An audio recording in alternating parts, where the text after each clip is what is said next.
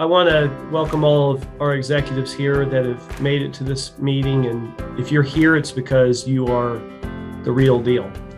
And I just want to say how honored I am that you're spending your time with us and this mission, and that it's about helping families as well as helping our own families, right? To get what we want in life. And I just want to thank so many people here who have put in tens or hundreds or thousands of hours in some cases for this project and working every single day. So we will help 1 million families get out of debt. It's our mission, it's our destiny. That is what we've been given. That's the task at hand, and we're going to do it together. Can we clap on that one? Yes? Yes.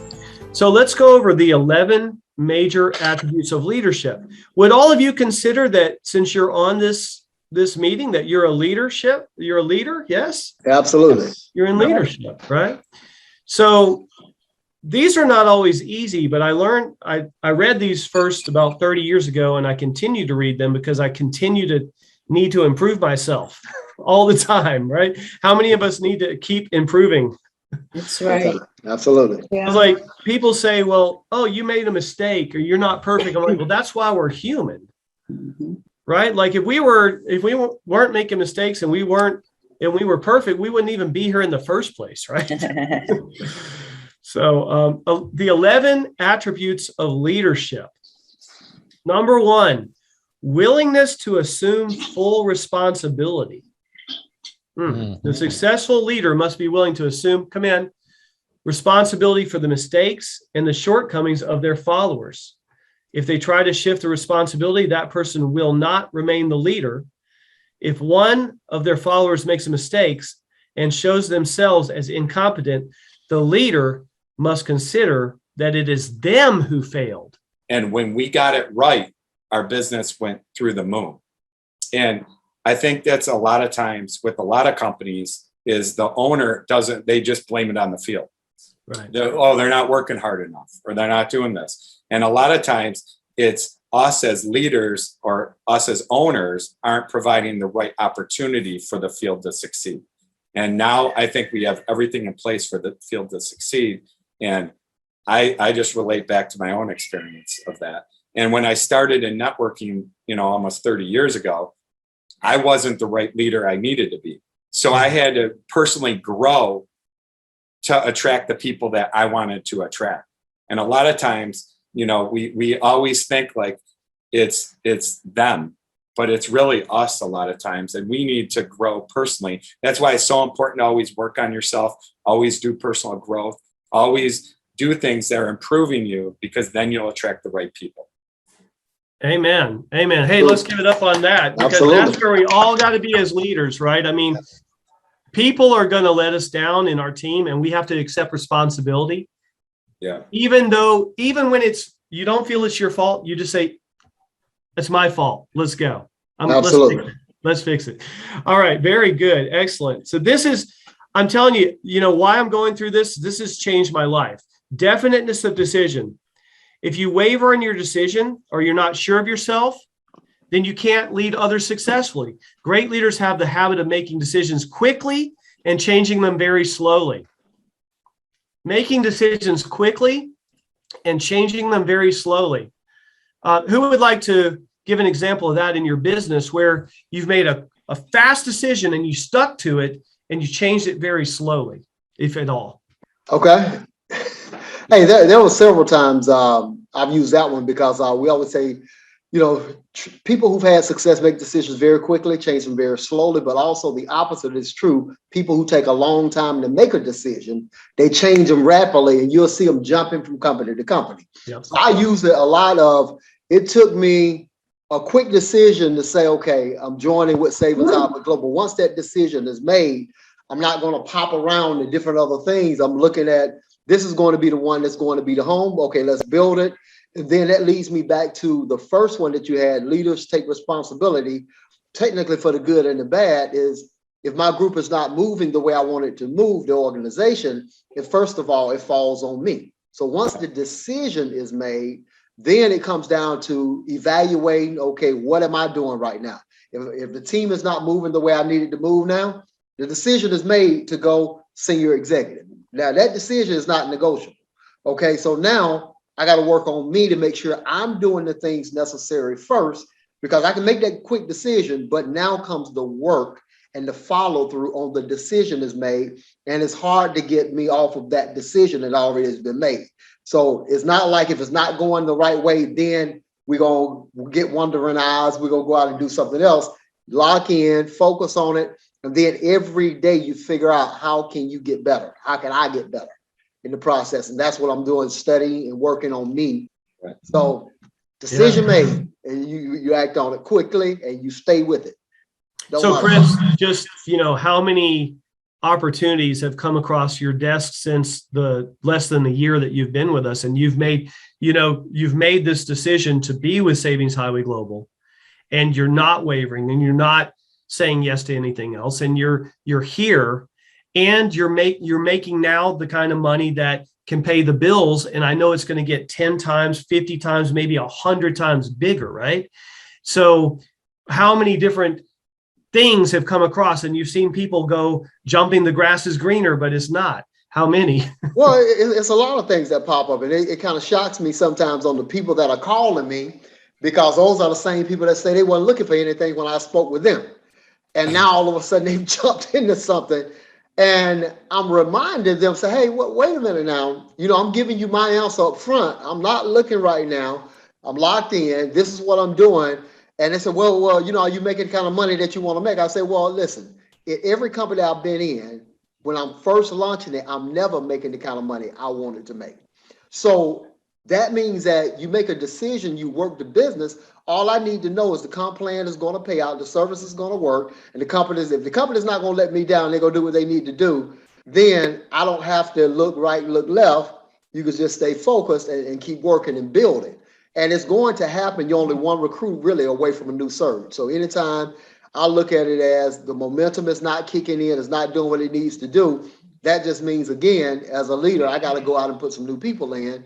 But it's not like I need another opportunity to be able to get there, because now you got 3, 4, 5 things. I'm not knocking anybody who's doing it, but my thing is, if you got blinders on, that's why, my grandfather used to race horses, and they would put blinders on those horses. And the blinders was there to make sure that they didn't have to really see other objects on the right and the left, because distraction, the definition is meant to distract you.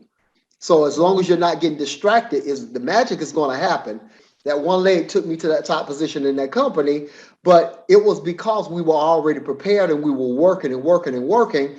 And as a result, that's where the momentum took off, and the income went to multiple 5 figures a month, and we never looked back from that point. So again, it's the focus, it's the dedication, and it's you staying on what it is that that's the right thing. And it doesn't matter about the glitz and glamour, and because some of the people who are showing you the new car that they just got or whatever it is, 6 months from now, that opportunity may not even be paying them out. Very good. And I like what you said there. I see Ken's face. You got it. You're just one recruit away from a new surge. And it's putting them in that extra time, going the extra mile. So thank you, Chris, for sharing with that. Going back to here, definite plans. A successful leader must work their work, plan their work, and work their plan. My band teacher was a great guy. He really got me into saxophone and really got me kicked on it. And he used to say, by failing to plan, you're planning to fail. Absolutely. And that is so true, folks. And you need to go the night before. You need to think about your perfect day at work and your perfect day at play. How is your day going to be tomorrow? A leader who moves by guesswork without practical, definite plans is comparable to a ship without a rudder. Sooner or later, they hit the rocks. So we want to have our plans really solid. We want to know our compensation. We want to know, hey, I want to hit that 32 grand a month. This is what I got to do. And I'm sending a challenge out for all of you. As we just say, Greg just says, hey, I brought 2 people today. Or this week. That is fantastic. Greg, great job. what I want to challenge all of you in a definiteness of plans, you need to develop at least one manager every week. Develop one person every week, and you watch how rich you will be in a year. It's great. Bring somebody in, but develop a manager, somebody with 3 every single week. How many of y'all can get behind that and say, yes, I can do that? Let me hear. Yes, I can do that. Yes, I can do that. Unwavering courage. Yes, baby. indeed, I can do that. Unwavering courage. Look at that. Oh, yeah. Based on the knowledge of yourself and one's occupation, no follower wishes to be led by a leader who lacks self-confidence and courage. That's true. Truth. Look at my face. Do I have confidence and courage? Yes. Yes. Absolutely. I practice with these sticks. Y'all might think it's funny. I practiced with these sticks for about 25 years. I got my confidence and my courage. All right. But what else did I do? I read the 11 principles of leadership that we're going over tonight. I read the 17 principles of success.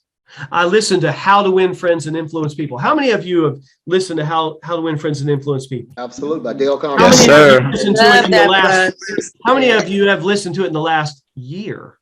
Yes, I have. There you go. You know, we have some people in the company, great leaders, very abrasive. I said, you know what? You need to listen to How to Win Friends and Influence People. Because right now, I want to do that.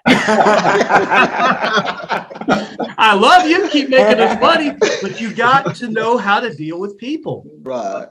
A sincere compliment, right? Ken, I love that background in that shirt, buddy. You look great. David, David, thank you so much for helping. Man, I just met you for the first time in Atlanta. You spent the whole time, while you should have been just relaxing and enjoying, you spent the whole time volunteering to help us with the video technology issues we had. Thank you so much, David. Yes, Greg Ray. Yes, Absolutely. Greg Ray, it's so nice to have you on this call, man. I've communicated with you for 3 or 4 years, and you are here. Derek Taylor, my new buddy. Man, I commend you on what you're doing and the work you're putting in. Y'all, you got to be like that. You got to be like that. You got to give sincere compliments, right? Yes. Not fake, sincere No. compliments. All right, let's get back to it. This is fun, no? Okay. A keen It is sense fun, of yes. justice. Without a sense of fairness and justice, no leader can command and retain the respect of their followers. Right. And it's like how you do the little things or how you do the big things. Well, I want to add to that too, because you've had plenty of people who've started other companies, went to other companies, and even my former company, we would deactivate people. You don't do that. You always let people market other companies, not on calls, obviously, like this, but you literally have always been the fairest owner I've ever met in the industry, where Absolutely. you pay people regardless, no matter what the situation is. And, you know, I respect that, because a lot of owners don't do that. And you have had more fair justice than anyone I've seen in my 30 years in the industry. Well, I appreciate that very much. And as a friend and a business partner. Yeah. But, you know, folks, it's like this. If you will rob a penny, you will rob a million. Because it's the same thing. Amen. It's the same thing. Yep. Yeah. You're the most honest I've seen in 30 years. No, Well, no. I'm not perfect, but we try. But, Yeah. you know, never intentionally do something to rob somebody ever. You know, in the Science of Getting Rich, it talks about every business transaction needs to be good for you, good for the other person, and good for the world. It's got to be 3 things is good for you, the other person, and good for the world. Bill Constane has taught me a lot about business and how to negotiate and how to make sure, yeah, you want to get yours, but you also want to make sure everybody's happy. That's right. Right. And I really want to thank you, Bill, so much for all the help that you've given this company. And I mean, he turned down $1 million in volume in another company to come here. Wow. How many people will do that? People are going to do what they do, you know, and there's a lesson again. One great networker can be worth 10,000 plus customers. Mhm. So that's what some of the top networkers in the industry, they focus on, on networkers. They're going to follow up with them every so often, every month, every quarter. Hey, just want to check in. You still liking what you're doing? You open to taking a look. People that are making 6 and 7 figures elsewhere, keep them on their list, send them a birthday card, let them know you're here. We got an opportunity. You got a home. It was a gentle reminder for me to say, hey, keep staying in touch of your big networkers, because, all of a sudden, if they see what's going on and they come to a call, they come to a meeting and they get it, that could be 5, 10,000 new associates or new partners in your business. True. So that happened to me just a few hours ago. So, And the thing is, there's not any other company that I know of where the people save more money than they spend. yeah.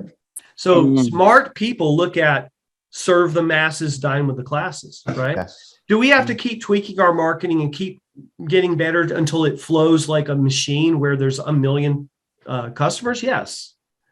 But we're going to get there because we have the foundation of you can save more than you spend. That's right. The other companies, you got to go buy something new, convince somebody else to buy something new, right? That's the difference. That's why we're changing this industry. Cooperation. We're doing it right now. The successful leader must understand and apply the principle of cooperative effort and be able to induce their followers to do the same. Leadership calls for power, and power calls for cooperation. And I want to thank you all for being here. This is one of the reasons, the mastermind group, we're here together to cooperate in this mission to help people. Self-control. The person who cannot control themselves can never control others. Self-control sets a mighty example for one's followers. This is the big one that I share with my kids all the time. The habit of doing more than paid for. How many times do the kids, they just want to do the bare minimum to get by, right?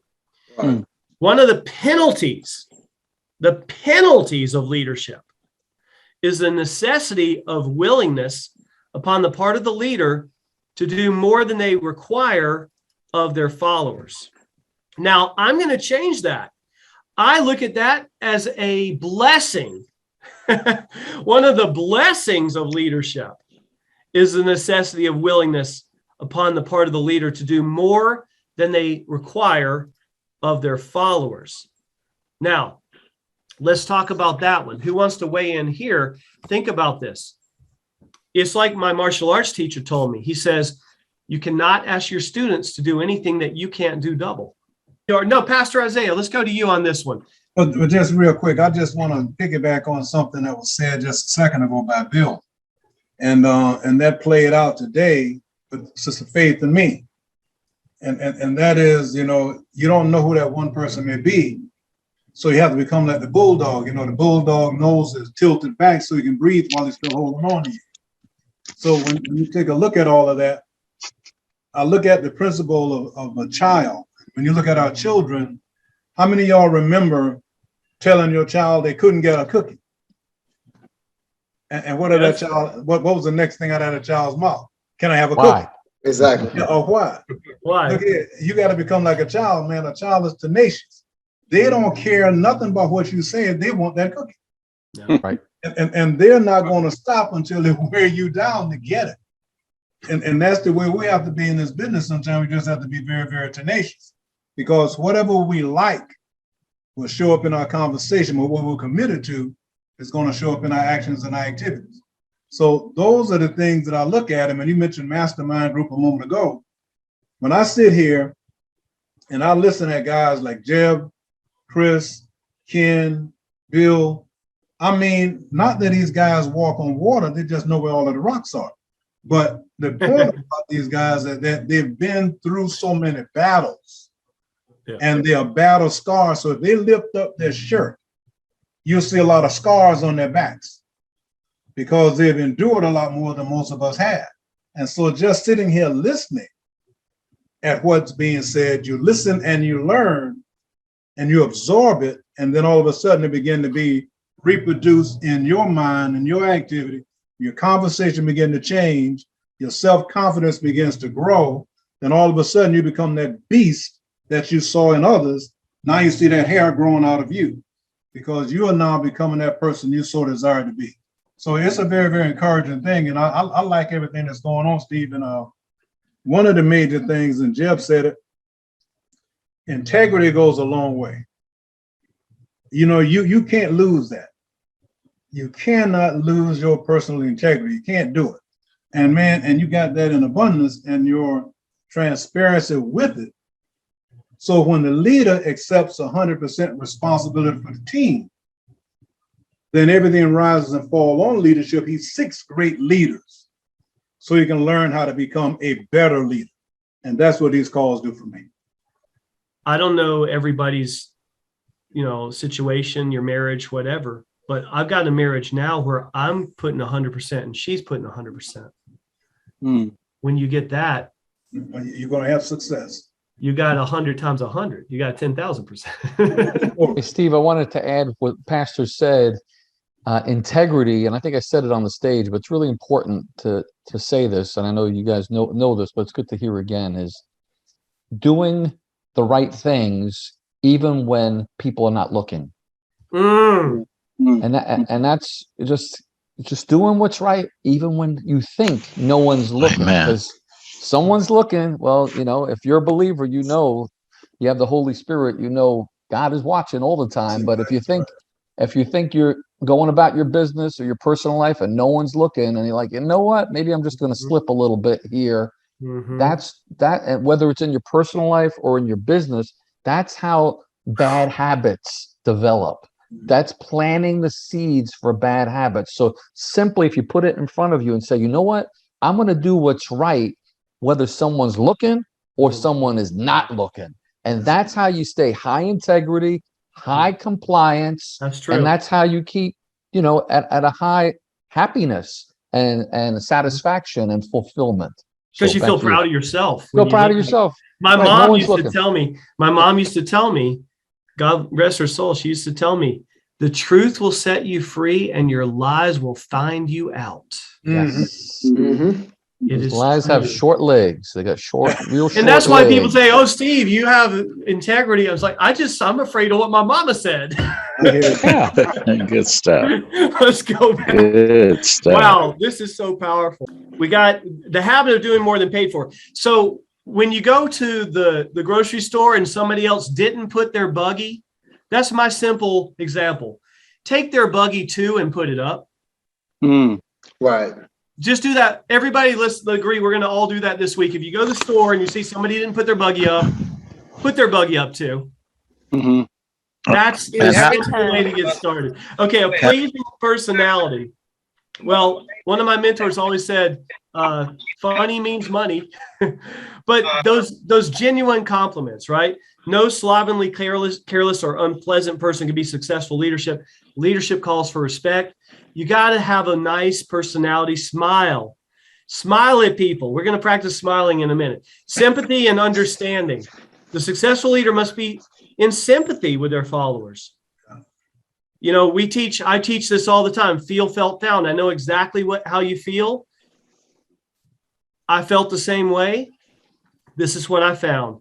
Moreover, they must understand them and their problems. So you need to understand when the person is not being successful, when they're, a lot of people who text in, into the company and they say, I didn't find any savings, or my sponsor won't talk to me, or they're complaining about something. And I know that all they have to do is make a decision to look for what's right instead of looking for what's wrong. Like, I know that, right? But I have to put myself in their shoes and say, I understand what you're talking about, and ask them some questions. And you know what will happen is eventually they'll come around and say, oh, well, thank you so much for helping me. I get it now, and they feel so much better. But you could have just said like, oh, no, you're right. You're wrong. I'm right. But that doesn't get you anywhere, right? Just put yourself in their shoes and understand them. The principles of leadership, right? That's what we're talking about today.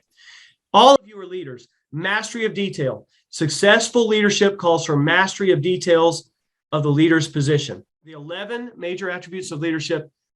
Assume full responsibility for the people in your team. When they mess up, Assume responsibility, take over and help them out. Definiteness of decision. You got to know what you want, where you're going. Definiteness of plans. You got your comp plan. You got your situation. You got your work ethic. You know, I know Rachel Perry.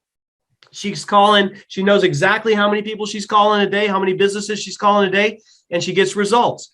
Unwavering courage. Don't be scared. Don't be scared. It's okay. You only live once. Live bold. Keen sense of justice. Always, always be fair. Always be honest. Cooperation. You got to have people on your team working together. Self-control. Don't go out and get super drunk. Don't do drugs. Don't eat too much. Just control yourself, but control your anger. This one I had to work on. Control my anger. How many things do we have to work on our control in our lives? Do more than you're paid for. I'm going to give myself a 10 on this one. I am. Because I get up and I work and I work and I work for this company and for you.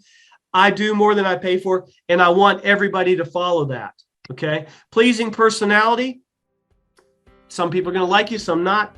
Just do your best, sincere compliments, and be a pleasant, smiling person. Sympathy and understanding. Understand other people's problems, their fears.